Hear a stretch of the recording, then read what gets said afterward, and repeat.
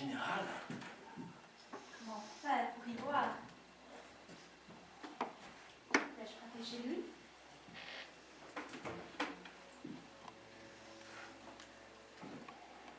Vous êtes là?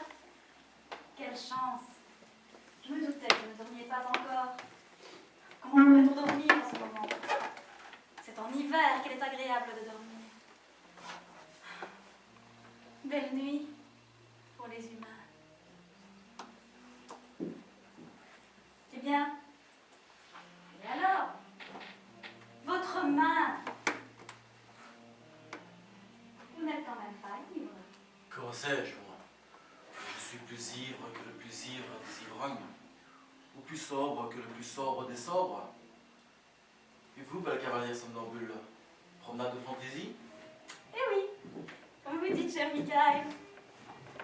Que de bonheur, que de douleur. Pourquoi ces yeux étonnés?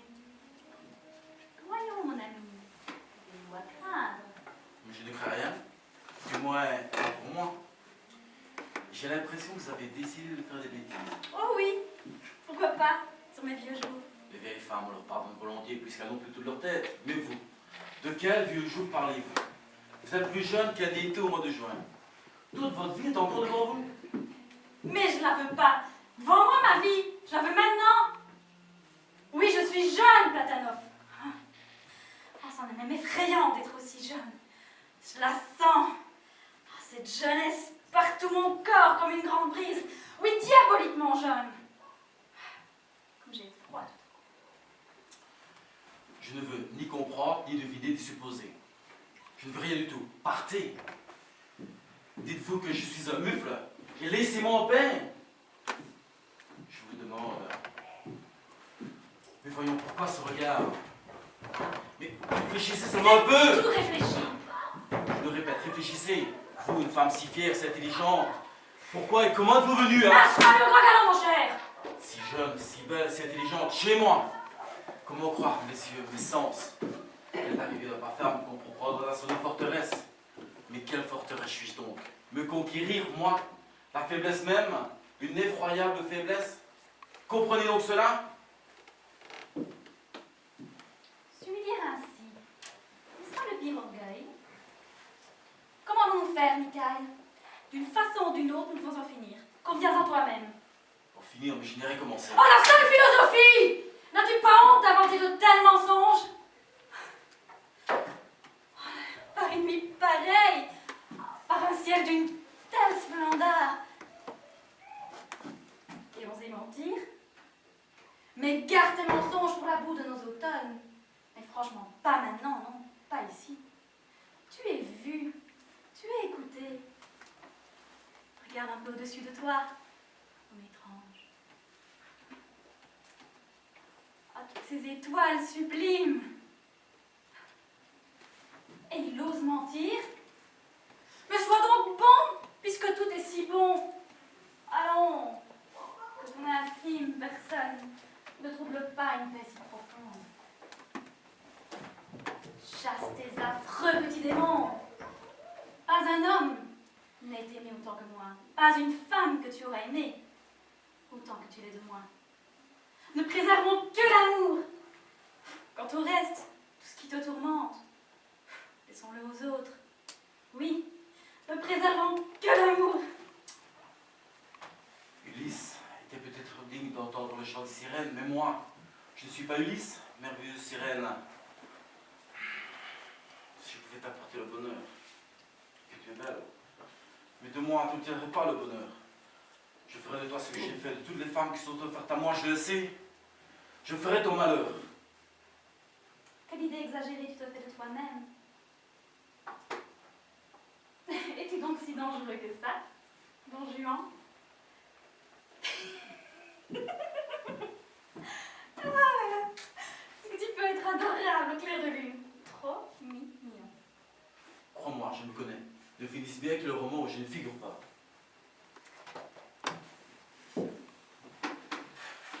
Fais t'asseoir près de moi. Ici. Voilà.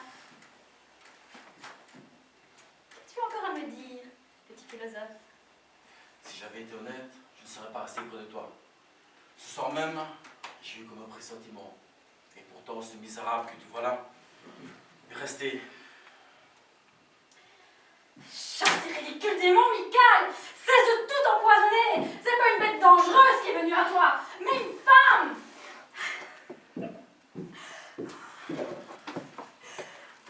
Vois mon visage désolé de là. Si cela te déplaît, je m'en vais. Le veux-tu? Je m'en vais, tout sera comme avant. Ça te va? Oh, mais cruel! Stupide! Mais qu'attends-tu pour prendre? Mais empoigne donc! M'arrache donc! Que veux-tu de plus? Consume-moi tout entière! Presse-moi à me briser! Réduis-moi à rien! Non, non, n'aie pas peur d'être un homme! Non, t'es trop comique. Mais tu n'es pas à moi. Tu n'es pas faite pour moi. Va vers un autre, ma chérie. Va faire un autre homme, autrement digne de toi.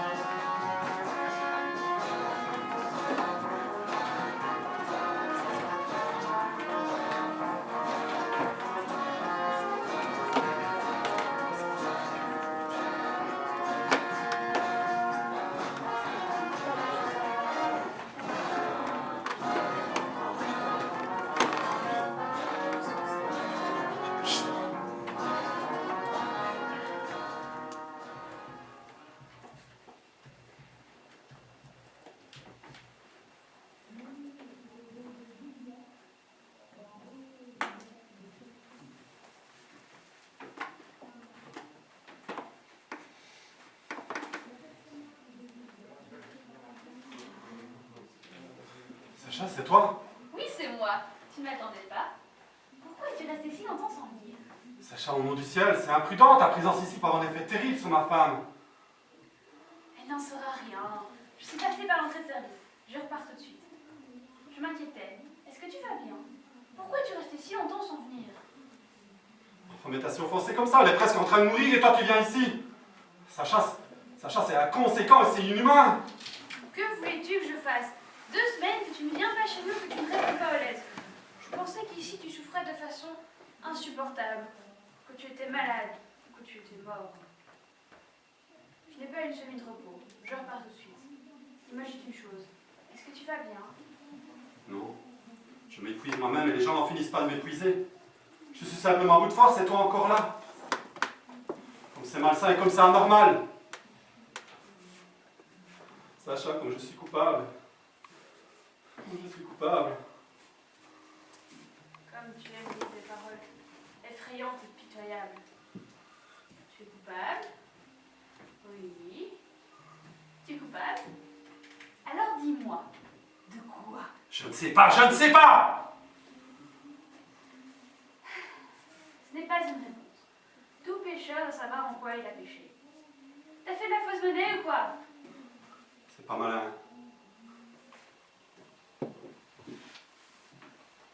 Tu es coupable de ne plus aimer ta femme? Peut-être, mais l'homme n'est pas maître de ses sentiments. Et toi, tu ne voulais pas cesser de l'aimer. Tu es coupable qu'elle n'ait vu te faire une déclaration. Mais non, toi tu ne voulais pas qu'il le voie. Ainsi de suite et ainsi de suite. Il a aimé, il a cessé d'aimer. Tout ça, ce sont des lieux communs, des phrases toutes faites, qui ne sont d'aucun secours.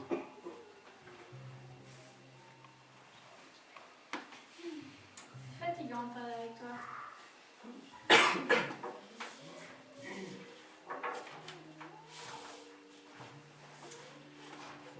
Comme il est bien dessiné le chien. C'est d'après nature. Après nature, et tout notre roman est allé au commun usé. Il a perdu courage, s'est coupé de ses racines, elle est apparue, elle, avec une âme énergique forte. Alors ton humain insecourable, c'est bien joli dans les romans, mais dans la vie, Dans la vie, c'est pareil. je vois, tu la comprends avec finesse la vie. Mais Jérémie t'inspire une crainte religieuse et tu t'imagines avoir trouvé en moi un second Hamlet. Et à mon avis, cette psychopathie que j'ai, avec tous ces accessoires, ne peut servir à rien. Sinon on t'a fait rire et voilà tout. On devrait être plié de rire dans ma bépitrerie. Et toi, au secours, le sauver, accomplir un exploit que je m'en veux aujourd'hui. Je sens ma tension aboutir à quelque chose, soit tu vais te casser quelque chose, soit... Voilà ce qu'il nous faut. Casse quelque chose comme cri, tu es en colère contre moi. J'ai fait une bêtise de venir ici. Alors, révolte-toi, insulte-moi, mets-toi en colère. Alors, on se met en colère. Alors, Ça me fait rire. voilà, nous sourions à part Noël. Soyez gentils, daignez me faire un second sourire. J'ai remarqué une chose. Chaque fois que tu commences à vouloir me sauver, à me faire comprendre le pourquoi et le comment, ton visage il devient tellement naïf et tes pupilles elles s'élargissent comme si tu regardais une comète.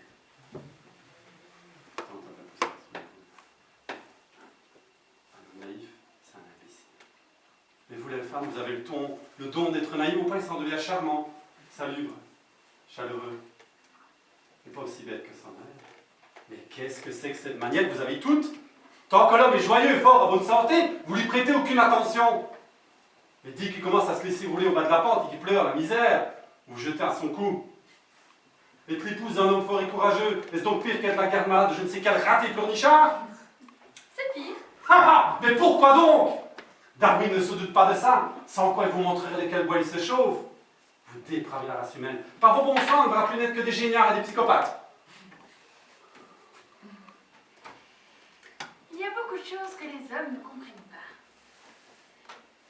Les femmes préfèrent les ratés aux chanceux parce que ce qui les séduit toutes, c'est un amour actif.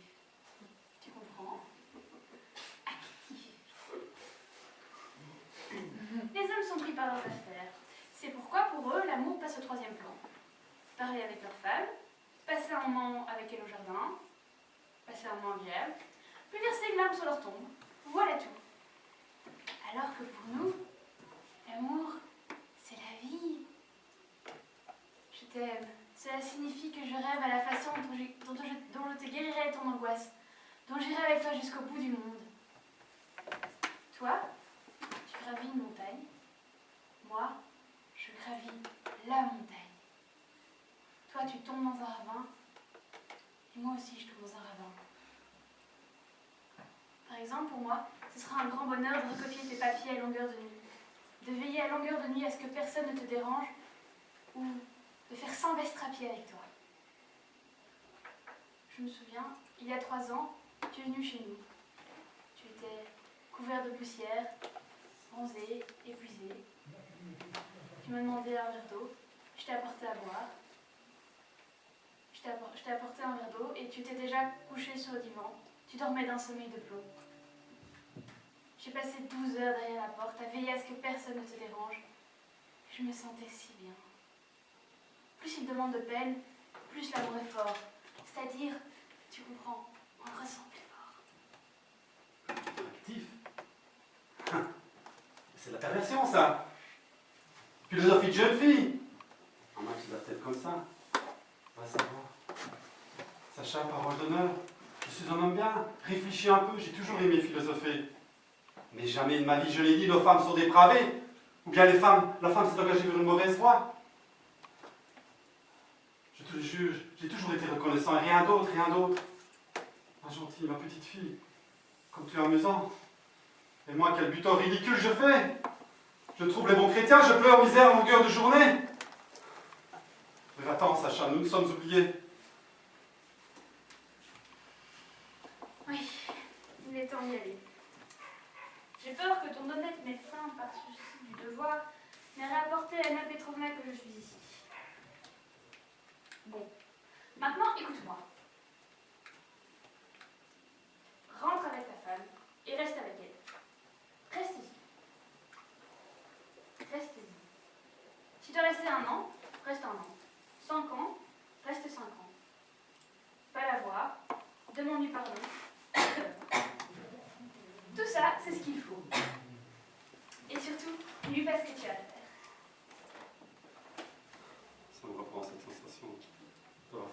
question. Ouais, une fois de plus. Bon, tu peux ne pas du tout penser à moi. Si d'ici 2 semaines, tu m'écris un mot, ce sera déjà bien. Et moi aussi, je t'écrirai.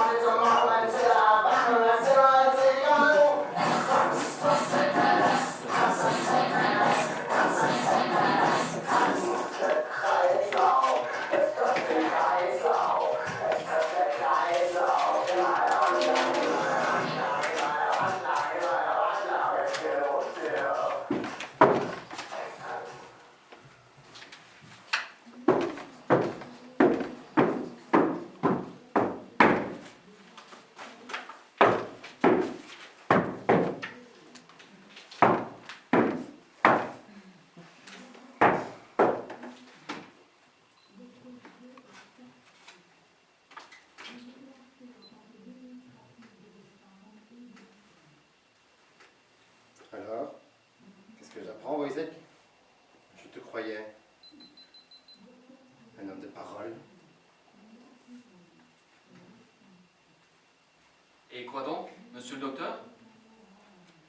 Je t'ai vu, Wojciech. Tu as pissé dans la rue, pissé contre le mur, comme un chien. Et je t'ai donné 2 groschen par jour, Wojciech. C'est mauvais. Le monde devient mauvais. Très mauvais.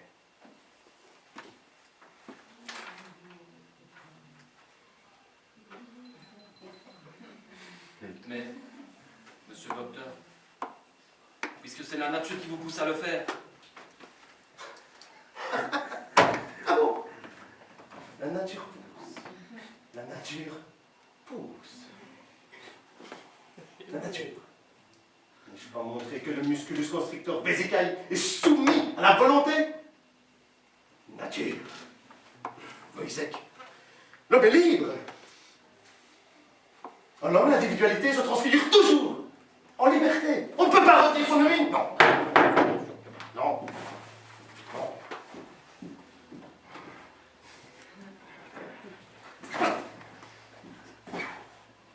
J'étais loin, Wojciech. On va faire une révolution dans la science. Je vais la faire exploser. Urée 0,10, chlorure d'ammonium, hyperoxydure.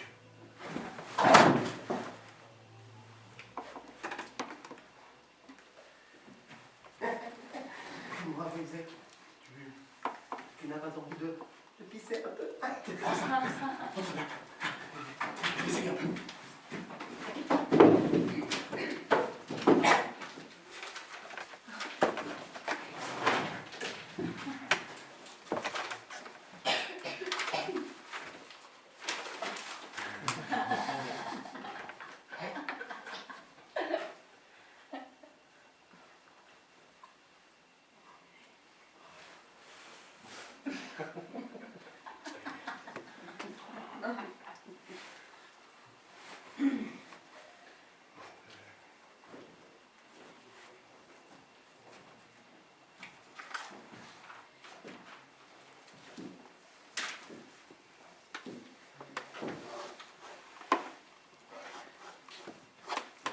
Mais je peux pas, monsieur le docteur. Mais pisser contre lui. Je n'ai pas écrit. Je ne l'ai pas. Je t'ai vu, Wojciech. De mes yeux vus. J'avais justement mis mon nez à la fenêtre pour laisser entrer les rayons du soleil et observer l'éternuement. Non, Wojciech, je ne me fâche pas contre toi. La colère est nuisible à la santé. L'antiscientifique. C'est pourquoi je suis calme. Tout à fait calme. D'ailleurs, mon pouls. Il fait son 60 comme d'habitude. Avec un parfait sang-froid. Que Dieu préserve celui qui se met en colère contre un homme, contre une créature humaine. Bon, si encore c'était un protégé qui vous crève entre les doigts, mais tue-moi, Wojciech. Je n'aurais pas dû pisser contre le mur.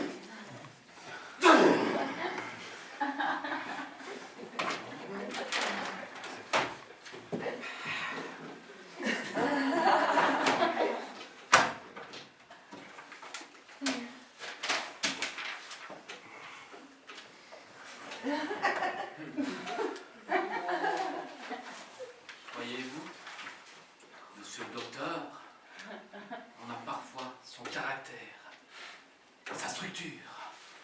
Mais avec la nature, il en va autrement.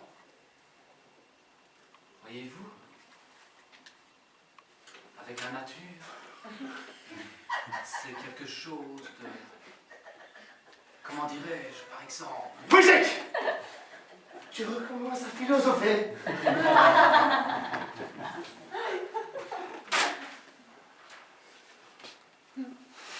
Monsieur le docteur,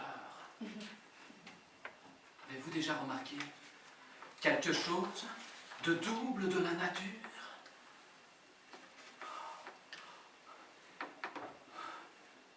Lorsque le soleil indique midi et que le monde est en train de s'embraser, une voix terrible m'a déjà parlé. Tu souffres d'aberration?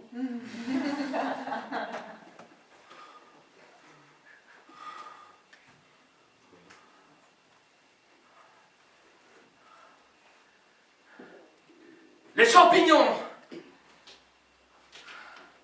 Les champignons, monsieur le docteur. C'est là!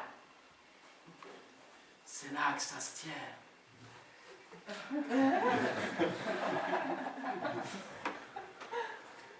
Avez-vous déjà remarqué les dessins que figurent et représentent ces champignons sur le sol?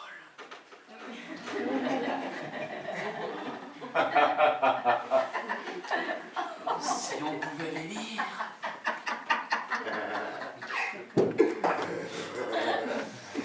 Wojciech, tu nous fais une superbe aberration mentalis service.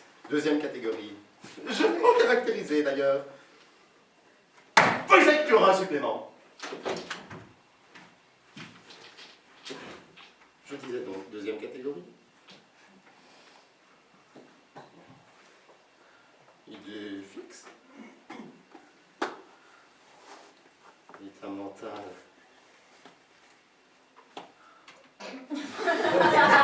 Généralement satisfaisant.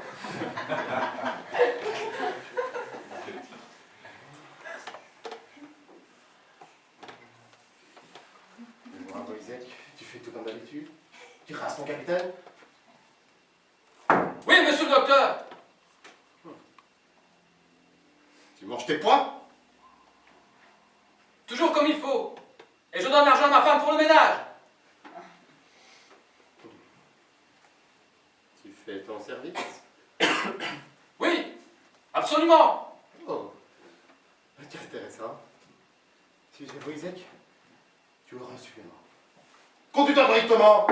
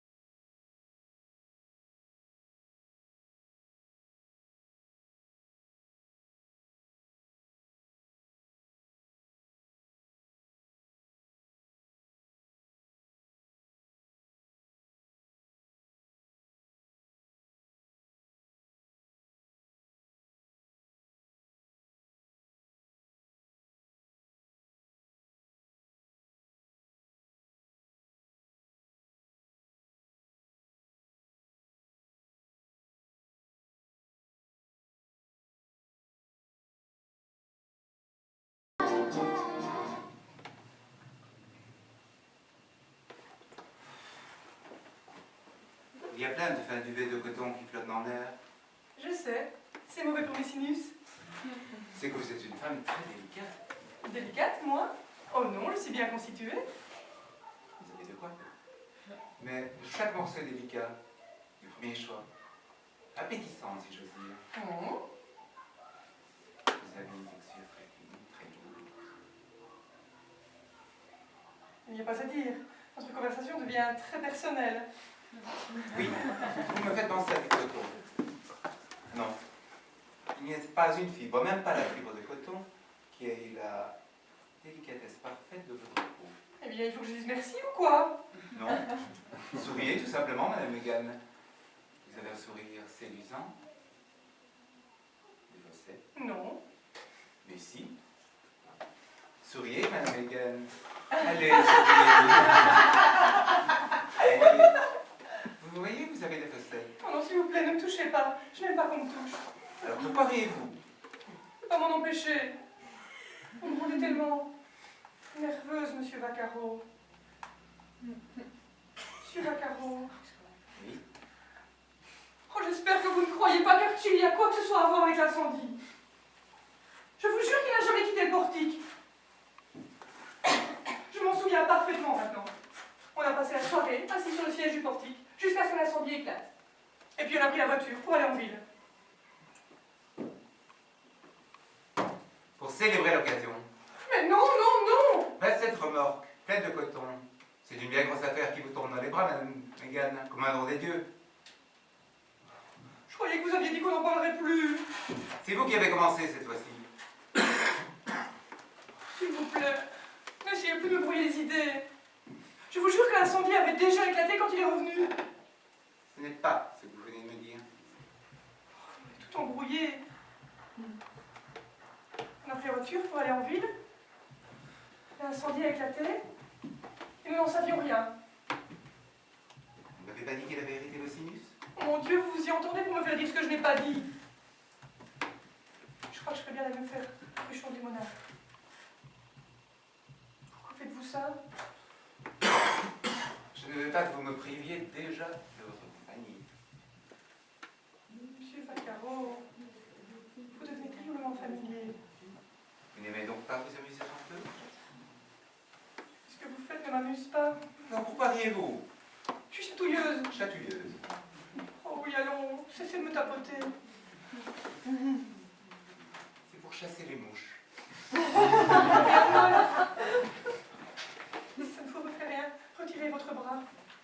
Ne soyez pas si capricieuse. Oh, est-ce que c'est comme ça? Je me lève. Allez-y. Je me sens si faible. Comme dans ma tête. Ça tourbillonne? Ça tourbillonne. Et ça bourdonne. Il y a quelque chose sur mon bras. Non.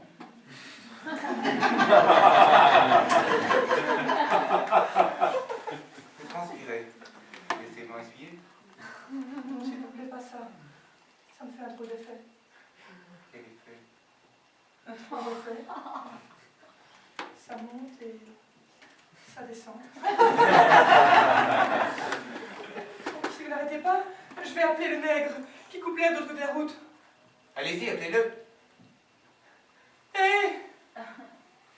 Hé! Boy! Boy! Vous ne pouvez donc pas crier plus fort? Je me sens si drôle. Qu'est-ce qui m'arrive? Vous êtes en train de vous détendre. Laissez-vous aller. Cessez de vous énerver. Mais je ne m'énerve pas, mais c'est vous qui... Moi? Oui, vous. Avec vos soupçons. Les idées que vous faites à propos de mon mari. Des soupçons. Des soupçons, par exemple. Par exemple, qu'il aurait incendié votre égreneuse. Et alors? Mais ce n'est pas vrai. Ce n'est pas vrai. Je rentre. Je rentre dans la maison.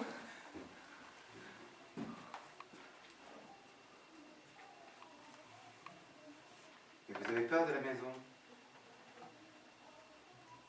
Est-ce que vous croyez aux fantômes, Madame Megan? Moi, j'y crois. Je crois en la présence des mauvais esprits. Un mauvais esprit? Mais de quoi est-ce que vous parlez maintenant? Les esprits de la violence et de la ruse, de la malveillance, de la cruauté, de la trahison, de la destruction. Mais tout ça, c'est simplement des défauts humains. Il y a plein de mauvais esprits qui hantent le cœur humain, qui s'emparent de lui, qui se transmettent de cœur humain, cœur humain. Comme le feu saute de feuille en feuille, de branche en branche dans un arbre, jusqu'à ce que toute la forêt soit en flamme avec lui. Tout ce qui est beau est détruit. Mais c'est votre tête qui prend feu. Moi, je vois là-dedans beaucoup plus que ce qui n'apparaît en surface. Dans ce qui s'est passé la nuit dernière, j'ai vu l'explosion des mauvais esprits qui hantent le cœur humain. C'est ça que j'ai combattu. Je me suis jeté dedans pour frapper, crier, piétiner, crier la malédiction de Dieu. On m'en a retiré à moitié étouffé. J'étais vaincu. Lorsque je suis revenu à moi, étendu sur le sol, le feu avait gagné la bataille. Et tout autour de moi, il y avait comme un cercle de formes humaines. Le feu éclairait leurs visages. Je les ai regardés. Ils étaient tous illuminés. Leurs yeux, leurs dents étincelaient. Regardez, comme ça, oui, comme ça. Non, s'il vous plaît, ne faites pas ça. Ne me faites pas peur. Les figures que je voyais souriaient de toutes leurs dents. Alors j'ai compris. J'ai compris que le feu n'était pas un accident. Pas un accident? Non, ce n'était pas un accident. C'était l'explosion, la manifestation de la volonté humaine de vouloir détruire. Je n'aurais pas cette impression-là. Moi si. Moi si, alors je dis que je crois aux fantômes, aux maisons hantées, hantées par des gens qui habitent, qui ont le cœur possédé par les démons de la haine et de la destruction. Je crois que sa maison, cette maison est hantée. Je ne sais pas ce que j'ai.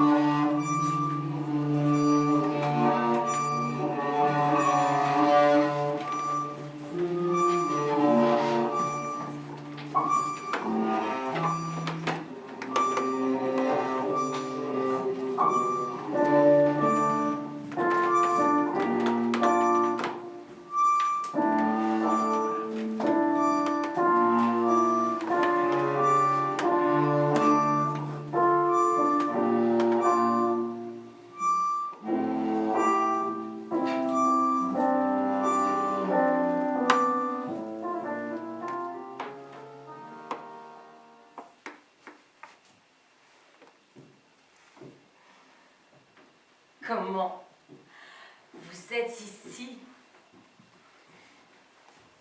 Est-ce pour cela que vous nous avez quittés si vite? Excusez-moi. Vous voyez, il ne peut se passer de vous un instant.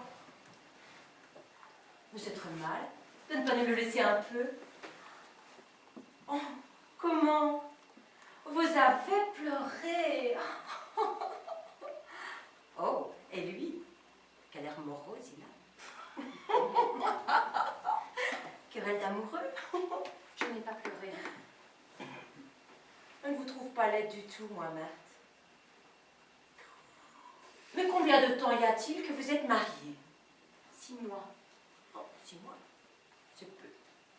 C'est peu. Oh, mais qui peut se vanter d'avoir quelque chose pour toujours à soi? J'ai envie de vous dire quelque chose et je ne puis m'en empêcher. Oh, vous voyez comme il me regarde. Comme s'il avait peur. Faut-il le dire, Louis? Faites ce que vous voudrez. Apprenez qu'il a couché cette nuit avec moi. Est-ce vrai? Parlez, réponds. Réponds, Léon. Tu Tu m'as juré que tu n'aimais pas d'autre femme que moi. Tu me l'as juré ce matin, tu l'as juré. Silence, louve. Et toi, parle. Est-ce vrai? C'est vrai. Vrai. Tu as perdu le droit de prononcer ce mot-là. Réponds pas, Louis. Laisse-la crier. Laisse-la pleurer. Qu'est-ce que cela nous fait? Qu'elle pleure devant nous, et notre amour en sera augmenté. Vraiment? As-tu menti ainsi? Lui as-tu juré cela ce matin? Ce matin même? Certes. Tu t'es conduit très bassement, et comme un homme vil. Ce n'est pas moi qui l'ai attiré. C'est lui qui est venu vers moi. Oh, douce amère, nous nous sommes souvent moqués de toi et je te connais comme lui-même. Il me raconte des choses pour me faire rire. Mais point honte, Louis. Oh, dis-lui que tu m'aimes. Pour voir la figure qu'elle fera. Car tel est le cruel amour. Pensais-tu qu'il t'aima toujours? Il t'a aimé, de même. C'est moi qui l'aime maintenant. Réjouis-toi parce que tu as trouvé un tel amour. Oh, pleure donc. Pleure donc. Pleure, ne fais pas la fière. Pleure et ne retiens pas tes larmes. Regarde-la, Louis. Elle n'est pas aussi laide que tu me le disais. Elle a la figure presque ronde, comme l'ont les femmes de Syrie.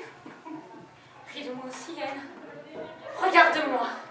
Réjouis-toi de l'échange que tu as fait. Mon Marthe, ma femme, ma douce amère. Certes, je t'appellerai amère, car il est ta mère de se séparer de toi. Mon Dieu, mon père, toute maturité est en toi. Je ne puis vivre avec toi ici, il faut que je te quitte, car c'est la dure raison qui le veut. Je ne suis pas digne que tu me touches. Et voilà que mon secret et ma honte se sont découverts. C'est le corps qui l'a voulu, car il est puissant chez les jeunes gens, et il est dur quand il tire. Il est vrai que j'ai consenti, je voulais mentir et cacher. Et voilà que cette action s'est découverte. Et je me suis pris à cette femme, et je lui suis attaché fortement, et je sais qu'elle ne te vaut pas et elle n'est pas honnête. Elle m'aime. Et moi je ne puis me déprendre d'elle. Oh ma femme qui est ici. Tu es ici, il faut que je te dise adieu. Tu es présente. Il faut-il que nous nous séparions? William, je t'appelle par ton nom. Entends-moi. J'entends. J'ai entendu. Lève la tête. Regarde-moi en face, attache tes yeux au mur, je te dirai la vérité. Tu as volé quand tu étais encore un enfant, car déjà tu jouais, et il te fallait de l'argent. Et tu es venu chez nous, et tu m'as emporté, moi qui n'étais jamais allé plus loin que la croix des 5 routes, là où il y a un calvaire. Et j'ai traversé ces eaux sans bornes, et nous sommes arrivés ici, de l'autre côté. Maintenant parle, et accuse-moi. Pourquoi me renvoies-tu? Tu n'as aucune raison à donner, sinon la haine que tu me portes. Marthe, nous ne pouvons vivre ensemble, car je n'en ai pas assez pour toi et pour moi. Nous ne pouvons demeurer ensemble pour toujours, car la froide raison s'y oppose. La raison? La raison s'y oppose, douce amère. Maudite soit la raison, alors que je te parlais d'amour. Et ne crains point, car ce que tu me donnerais, je te le rendrai. Avare, n'accuse point la raison. Accuse l'esprit animal et sournois, l'instinct de fuite et de violence. L'esprit de mort et de dissolution, l'esprit immonde qui le séduit, car il est fait pour mourir. Et moi, je ne me serais point mariée. J'ai ressenti de l'amour pour toi. Ô laine, toujours les animaux se laissaient prendre par moi sans crainte, et les enfants ne pleuraient pas lorsque je les tenais. Ne dénoue pas mes mains qui sont attachées derrière toi. Ne me fais pas cette honte, ne me rejette pas, car je suis ta femme. Vois, je me tiens ici devant toi. William, je t'appelle dans mon angoisse. Regarde-moi, regarde la confusion où je suis. Il faut que je dise tout cela devant cette femme, et elle rit pendant que je te supplie dans mon humiliation. Ne me rejette pas, car tu n'en as pas le droit quand tu voudrais le faire. Le droit? Entends-tu? Tu n'as pas le droit? Hé, elle a un droit sur toi, entends-tu? Pour moi, je te m'amène, je te dis, fais ce que tu veux. Pour moi, je ne puis cacher qui je suis. Et tu es venu me chercher effrontément dans le lit même de ton hôte et dans le mien de celui qui te paie ton argent. J'ai vécu librement. Et tu sais que j'en ai connu d'autres avant toi. Et je l'ai oublié. Et c'est toi que j'aime maintenant. Aime-moi. Vois quelle belle dame je suis. En vérité, tu n'es pas fait pour vivre au long de ta femelle, comme le cheval près de la jument. Et on n'attellera pas avec l'ânesse l'élan couleur d'écorce. Viens, sois libre. Aime-moi car je suis belle. Aime-moi car je suis l'amour. Et je suis sans règles et sans loi. Et je m'en vais de lieu en lieu. Et je ne suis pas une seule femme, mais plusieurs. Prestige, vivante, dans une histoire inventée. Vis, sens en toi la puissante jeunesse qui ne sera pas aisée de contraindre. Le désir hardi est en toi, au-dessus de la loi comme un lion. Aime-moi car je suis belle. Et où s'ouvre la bouche, c'est là que j'appliquerai la mienne. Et toi, qu'as-tu à dire? Oh, Laine, tu m'es munie par un sacrement et par une religion indissoluble. Et puis? Et n'écoute pas ce qu'elle dit, car tout cela n'est que mirage et mensonge. Et encore? C'est tout. Je suis pauvre, je suis laide, je suis sotte, je suis jalouse. N'as-tu rien à dire de plus? Oh Marthe, il est inutile que tu parles, car c'est celle-là que j'aime. Est-il vrai? Oui, C'est moi que tu aimes? c'est toi. Répète cela. C'est bien moi que tu aimes, et non pas elle. C'est toi que j'aime, non pas elle. Adieu. Laisse-moi te dire adieu, car le jour va finir. Oh, Laine, mon mari. Laisse-moi te regarder encore avant qu'il ne fasse nuit. Laisse-moi te toucher, avant que nous nous séparions pour éternellement. Oh. Adieu. Oh, bien-aimé, oh ami, oh ingrat, pourquoi tu fais cela? Tu connaîtras que je ne suis pas seulement amère, mais douce. Ce n'est pas moi qui me sépare de toi. Souviens-toi que c'est toi qui m'as renvoyée et que je te baisais l'épaule dans mon humiliation. Et maintenant, il me faut te quitter. Oh, que cela est dur, Dieu. Adieu.